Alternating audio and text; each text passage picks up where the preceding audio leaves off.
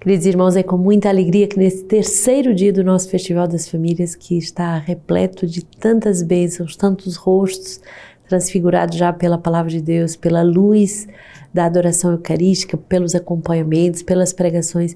É tão bonito participar de um festival de famílias e ver de dia para dia famílias restauradas, famílias reconciliadas, famílias repletas da alegria do Espírito Santo. E gostaria de começar esse momento de Lexio Divina meditando convosco 2 números desse excelente livro para as famílias. Se você ainda não tem, você deve adquirir, Amoris Laetitia. Hoje, a alegria de vivermos esse número 186. A Eucaristia exige a integração no corpo, no único corpo eclesial. Quem se aproxima do corpo e do sangue de Cristo não pode, ao mesmo tempo, ofender aquele mesmo corpo, fazendo divisões e indiscriminações escandalosas entre os seus membros. Na realidade, trata-se de distinguir o corpo do Senhor, de reconhecê-lo com fé e caridade, quer nos sinais sacramentais, quer na comunidade. Caso contrário, come-se e bebe-se a própria condenação.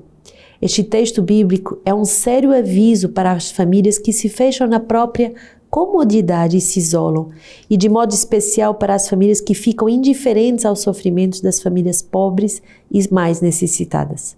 Assim, a celebração eucarística torna-se um apelo constante a cada um para que se examine cada um a si mesmo, a fim de abrir as portas da própria família a uma maior comunhão com os descartados da sociedade e, por fim, receber o sacramento do amor eucarístico que faz de nós um só corpo. Não se pode esquecer que a mística do sacramento tem um caráter social. Quando os comungantes se mostram relutantes em deixar-se impelir a um compromisso a favor dos pobres e atribulados, ou consentem diferentes formas de divisão, desprezo e injustiça, recebem indignamente a Eucaristia. Ao contrário, as famílias que se alimentam da Eucaristia com a disposição adequada reforçam o seu desejo de fraternidade, o seu sentido social e o seu compromisso para com os necessitados. E o número 187 vem completar dizendo: o núcleo familiar restrito não deveria isolar-se da família alargada, onde estão os pais, os tios, os primos e até os vizinhos. Nesta família ampla pode haver pessoas necessitadas de ajuda, ou pelo menos de companhia, de gestos de carinho, ou pode haver grandes sofrimentos que precisam de conforto. Às vezes, o individualismo destes tempos leva a fechar-se na segurança de um pequeno ninho e a sentir os outros com um grande incômodo. Todavia, este isolamento não proporciona mais paz e felicidade. Antes fecha o coração da família e priva do horizonte amplo da existência. Famílias fechadas são famílias que não vivem amplamente a sua existência, que não vivem amplamente aquilo que elas são chamadas a viver. E um festival das famílias é justamente para nós sairmos do nosso ninho, do nosso isolamento, do nosso pequeno estreito, círculo estreito e abrirmos a nossa visão à família alargada. Tantas famílias hoje passando fome e sede, mas não só fome e sede de pão, mas também fome e sede de evangelização. Quem comunga o corpo e sangue, quem comunga a palavra de Deus diariamente, não pode ficar indiferente aos mais pobres. A comunidade Sementes do Verbo, desde o início, é consagrada ao serviço dos mais pobres dos pobres, daqueles que ninguém quer, daqueles que ninguém acolhe, daqueles que ninguém quer amar. Por quê? Porque comungar Jesus Eucarístico todos os dias, através do seu corpo e do seu sangue, e através da sua palavra, nos obriga a esse amor alargado, esse amor que vê, aquele que sofre, aquele que precisa. 228 do nosso livro de vida, e justamente amanhã teremos a alegria de viver os engajamentos dos membros da nossa comunidade de vida, e eles vão poder receber esse livro de vida com o tesouro do nosso carisma, e é esse tesouro que pouco a pouco eu tenho vindo a partilhar convosco dia após dia. O número 226 do nosso livro de vida vai dizer assim: Deus amou tanto o mundo que se entregou seu Filho único, para que todo aquele que nele crê não pereça, mas tenha a vida eterna. João 3,16. E João 11,52, Jesus morreu para congregar na unidade todos os filhos de Deus dispersos. A iniciativa do Pai restabelece a comunhão rompida pelo pecado. O sacrifício redentor do Filho na cruz restabelece o acesso a esta comunhão das pessoas. E é esta a boa nova que devemos anunciar. Efésios 2, 14 a 18. Cristo é nossa paz, de ambos os povos fez um só, tendo derrubado o muro da separação e suprimindo em sua carne e inimizade a lei dos mandamentos expressa em preceitos, a fim de criar em si mesmo homens, um só homem novo, estabelecendo a paz, e de reconciliar a ambos com Deus em um só corpo, por meio da cruz, na qual matou a inimizade. Assim, ele veio e anunciou paz, a vós que estáveis longe, e paz aos que estavam perto, pois por meio dele, nós judeus e gentios, num só Espírito, temos acesso ao Pai. 1 João 1,3, o que vimos e ouvimos, vos-lo anunciamos, para que estejais também em comunhão conosco. E a nossa comunhão é com o Pai e com o seu Filho Jesus Cristo.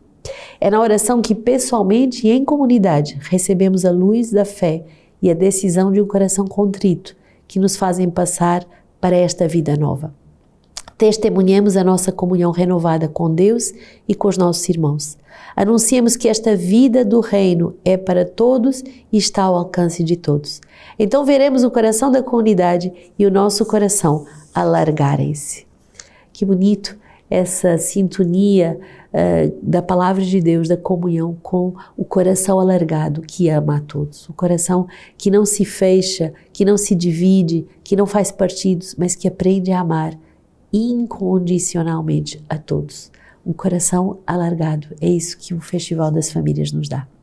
Alargado à nossa família espiritual, alargado a toda a igreja, alargado a todas as pessoas que, mesmo fora da igreja, merecem o nosso amor, o nosso carinho, o nosso sustento, o nosso suporte e, sobretudo, merecem receber a evangelização. Oséias 14, volta Israel ao Senhor teu Deus, pois tropeçastes em tua falta. Tomai convosco palavras e voltai ao Senhor e dizei-lhe, perdoa toda a culpa, aceita o que é bom. Em lugar de touros, nós queremos oferecer nossos lábios. A Assíria não nos salvará.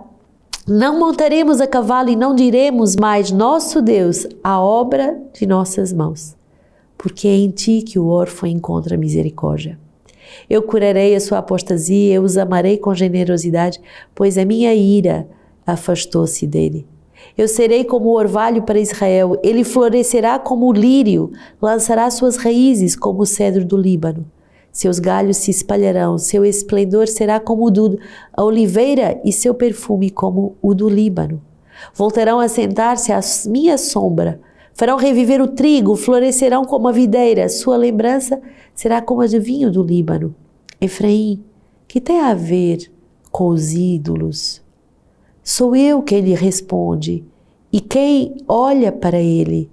Eu sou como um cipreste verdejante e é de mim que procede o teu fruto. Quem é sábio, compreenda isso.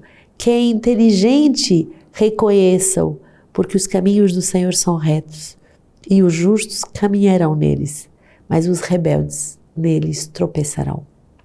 Muito forte essa leitura do profeta Oséias, que vai finalmente nos despertar das nossas rebeliões, de todos os nossos tropeços, de todas as coisas que se opõem à vontade de Deus na nossa vida e que nos pede, volta ao Senhor teu Deus. E é tão fácil voltar, é apenas pedir perdão, é apenas dizer, Senhor, me salva, me ilumina, se eu tropecei, se eu caí, se eu me afastei, me traz de volta, me faz voltar, porque eu e a minha família queremos te servir. O Senhor quer fazer de mim uma pessoa fecunda. E olha essa palavra, é de mim que procede o teu fruto. O Senhor quer me tornar fecundo. O Senhor quer me tornar inteligente, sábio, capaz de o reconhecer. Não perseveremos naquilo que me faz tropeçar, naquilo que me obstina, me afastando de Deus, como aquele que está montado em cavalos dizendo, eu posso me salvar, eu posso fazer isso. Tudo isso é vão e você já experimentou isso tantas vezes. Volta ao Senhor teu Deus. Salmo 50, tem piedade de mim, ó Deus, por teu amor, apaga minhas transgressões por tua grande compaixão, lava-me inteiro na minha iniquidade e purifica-me no meu pecado. Eis que amas a verdade no fundo do ser e me ensinas a sabedoria no segredo. Purifica meu pecado e com isso eu ficarei puro. Lava-me e ficarei mais branco do que a neve. Ó Deus, cria em mim um coração puro, renova um espírito firme no meu peito. Não me rejeites para longe da tua face, não retires de mim o teu Santo Espírito. Devolve-me o júbilo da tua salvação e que um espírito generoso me sustente. Ó Senhor, abre os meus lábios, a minha língua anunciará o teu louvor. Que o Senhor nos dê nesses dias de festival esse júbilo da salvação, essa alegria, essa alegresse que ninguém nem nada pode tirar. É a alegresse de quem volta para Ele. Mateus 10, 16 a 23. Eis que vos envio como ovelhas entre lobos. Por isso sede prudentes como as serpentes e sem malícias como as pombas. Guardai-vos dos homens, eles vos entregarão aos sinédrios e vos flagelarão em suas sinagogas.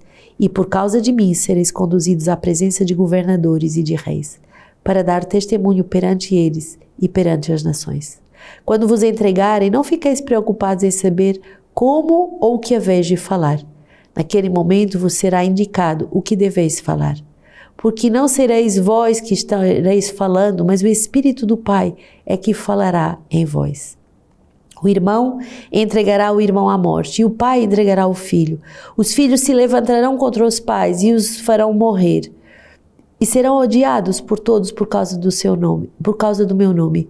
Aquele, porém, que perseverar até o fim, esse será salvo. Quando vos perseguirem numa cidade, fugi para outra. E se vos perseguirem nesta, tomai a fugir para uma terceira. Em verdade vos digo que não acabareis de percorrer a cidade de Israel até que o Filho do Homem venha. Que bonito essa palavra de Mateus, que é uma palavra de realismo.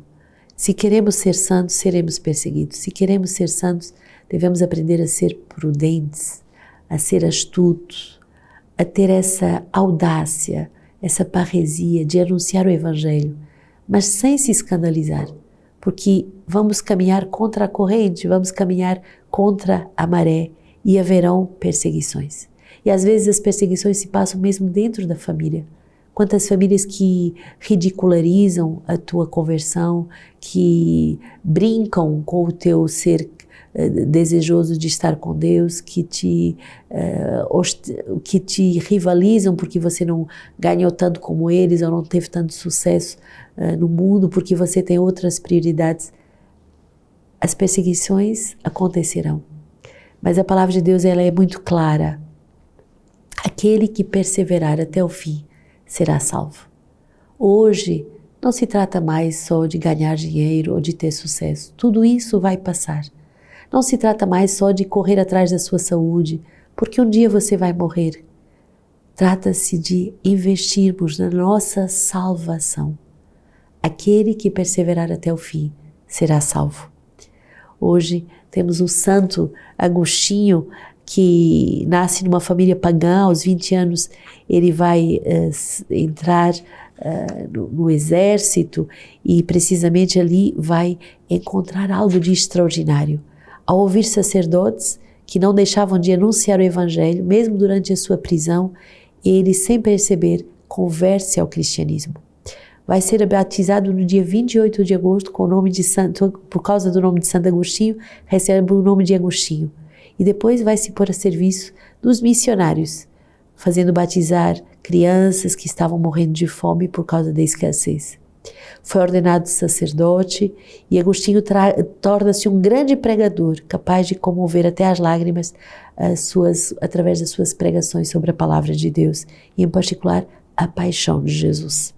E na China, nesse período onde muitos cristãos voltam a ser perseguidos, Agostinho, reconhecido como sacerdote, vai ser preso, submetido a muitas torturas e vai ser mártir.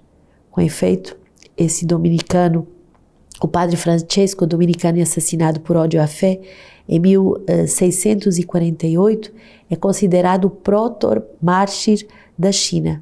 Mas a mesma sorte acontece a esses 120 cristãos que com Santo Agostinho vão ser martirizados. 87 nativos da China, outros vindos de outras missões.